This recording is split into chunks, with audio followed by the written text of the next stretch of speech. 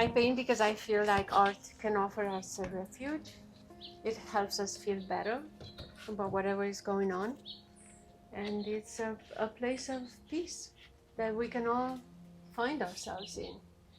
People think that abstract painting is too abstract for them to understand, but the fact is they react to it before they even realize that the thought starts coming out, thinking that I don't know what this is about. I have never seen this image before, but the reality is that they have already reacted to it.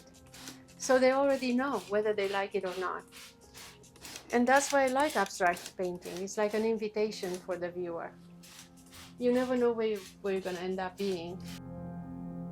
Stop thinking about planning, and I'm doing more concept than planning.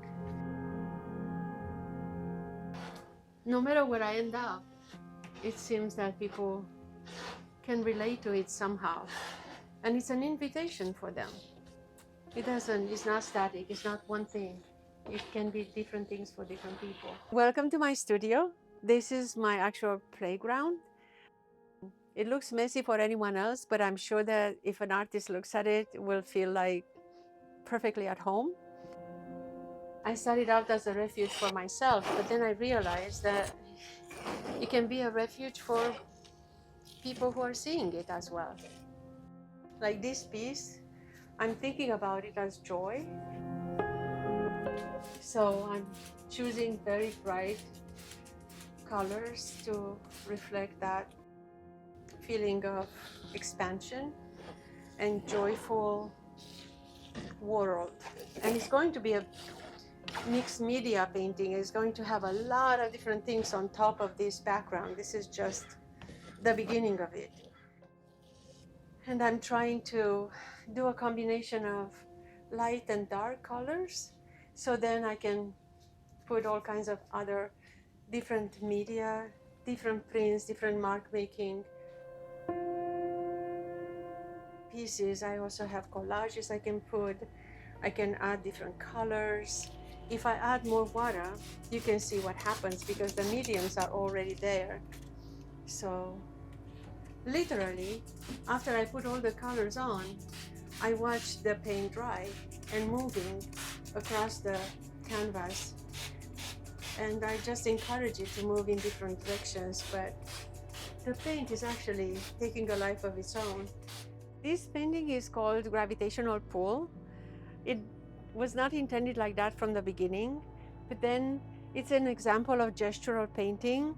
The moment I added the white stuff, I realized that everything was gyrating around a focal piece in a center. Immediately my eye was drawn toward the center, even though there were all these colors all around. So it was like a gravitational force that was just bringing me right there in the middle. This is the reason why I stopped planning it. And I'm just thinking concepts instead of strict planning it. Because now it's moving. And you can see how every minute it becomes something different. Like right now, it looks different than when I put all the paintings on. If I like it, I leave it this way. If I don't, I either add something or I take something off. So this is the biggest piece in my next solo show. Its name is Flyby. It was intended first as a map, but then it ended up like a dialogue between heaven and earth, because the colors of the earth started separating from the colors of the sky. There is some sand there, and you can tell this is a map because it has a little north sign for it. My dog Ocean helped me with his footprints. That was his contribution. And it's meant to be viewed vertically because the connection between heaven and earth, it's never straightforward. There are always intermingling factors and feelings, and a whole world is in between sky and earth, heaven and earth, us and our own souls and spirituality. Huge. It's 98 by 68 inch. So it's going to be one of the central pieces for my upcoming solo show. This is the reason why I need to paint outside or in a place where I can mess things up, because they keep. So the market today, I found this pillar and I want to see whether or not we can make interesting marks with it. Probably too early, or we can see what happens. Usually you don't know until you try it. So this time we are going to try it and see if we can unite these curves and these marks. See what happens. This was another piece that at first got away from me. I intended it to do the 4 cardinal points with their 4 different colors. But in the end, what happened was that the purple took over, and it's like the purple is the color of the highest chakra in Buddhist and Indian culture. Is the chakra that unites humans with spirituality. So what happened was when I applied the purple, it started dripping down through different layers, almost like united the spirituality with our body and soul and the earth. So it became a connection between our highest spiritual aspiration and our earth-like human form. This is the signs that I'm looking for. I want to see what spontaneously happens, and then I build everything else around it. Look how beautiful the texture is becoming now.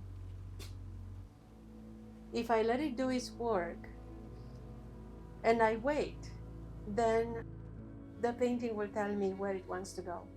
I made a few standard marks, but because the way the mediums interact with each other, everything is changing in unexpected ways. And actually, I like it.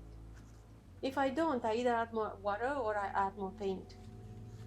Those are little miracles that are happening that I have no control over. All I have to do is show up, put everything together, and then watch and see what happens and intervene later.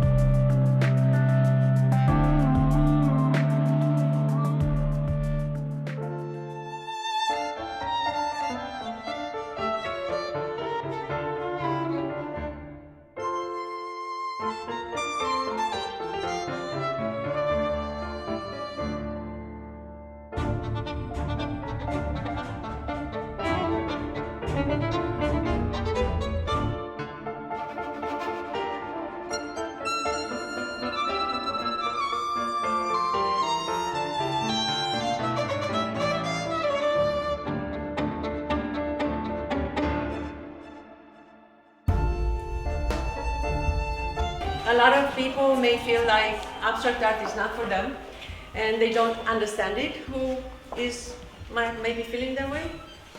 Nobody. Excellent! That's a nice surprise. Because it's nothing to understand. Basically, is to imagine, to feel, to experience. So a lot of the paintings here you see, they don't have a special center. It's like a field of colors. Everything is immersive. Especially the larger pieces follow that rule. It's a combination of color that translates everyday moments or key moments with high intensity emotion that sometimes we experience without even knowing that we experienced it, but it leaves an imprint in our mind and in our memories. For example, I have stories for each one of them, but I won't bore you with all of them. So we're gonna start with this one. This one is called Flyby. And it's that moment when if you're in a small plane and it tilts in some kind of weird direction, the earth becomes sky, the sky becomes earth, and you're a little bit disoriented. That happens in life many times. But we always find our way straight up. We always find our way. So that's why that inner compass symbol is there, to show that the inner compass is always there, even if we think we're lost. This is a very big piece, too much bigger than our house and my studio. So it was painted in a driveway. And my poor neighbors have to put up with a rainbow-colored driveway for the last few weeks. It was so much so that some company that washes driveways left us a card like, you guys need us. So there are lots of stories, but I'm going to just highlight a few. So this is an installation called Nature Takes Over. And if you look really, really closely, you can see a lot of details under the vines. The whole idea is that after a civilization manages to destroy itself, the deep re-rooted seeds of life are still there. They're still in the earth. Nothing is really lost. It's just regenerating in a new way. So this is how the nature takes over all the ruins. This is nature takes over Los Angeles. This is nature takes over Paris. And these two, nature takes over Japan and Kyoto. So if you look really under the colors, you will see fragments of symbols of the civilization that was there before. In reality, we are building our civilization on the remnants of previous civilizations that have been here before. We are walking on the shoulders of giants already. And after that, other generations will feel probably the same. You wanted the music, right? Yes. Okay, good. This piece is called Inhale, Exhale. It's the only digital photography in the exhibit. And it's a compilation of Gulf of Thailand picture that I took during our trip to Thailand.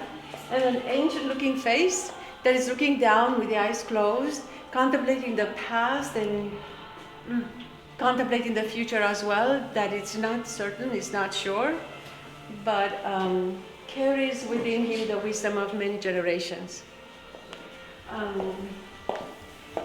Another piece that I really, really love is called No One Walks Alone. If you really look closely, you will see that there are abstract silhouettes of people walking in a group. And this is about the ancestral wisdom that gets transmitted from generation to generation. Everything that we're experiencing now, people have experienced before us. They have the wisdom to know how to overcome all these difficulties. That's why we're not alone. And even if we don't actually see all these generations, we have it in our DNA. We have the problems, but also we have the answer built in our minds. We just have to find a way to extract it and get it out of there. Another piece I might point out is, if you would like to follow me, I thought I would introduce my safe space, which is almost a geological looking piece. You can see how the eye travels around, but eventually it will settle in a middle where it's really quiet and peaceful. And there are many, many, many layers of paint that gives the sensation that you actually can dive into the space there. And this is my safe space. And the last one I'm going to show you, I can show you all of them later if you want, by request. They also have little QR codes, so if you want to point out your phone there, you can see more details. This is a painting that a lot of people have been puzzled by because they feel like it's dark and sad, and is why is this one the only one with so much black in it? But the way I look at the black, and if you look very, very closely, the black has a lot of different dimensions under it. It's not, the black is not a bad thing sometimes.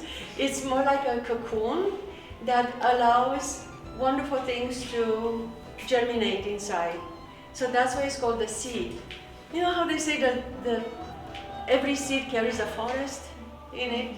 So sometimes we need a quiet space, private space to germinate all these amazing thoughts that we're capable of. And then meet the potential that one day we can create something amazing. So that's why this is called the seed.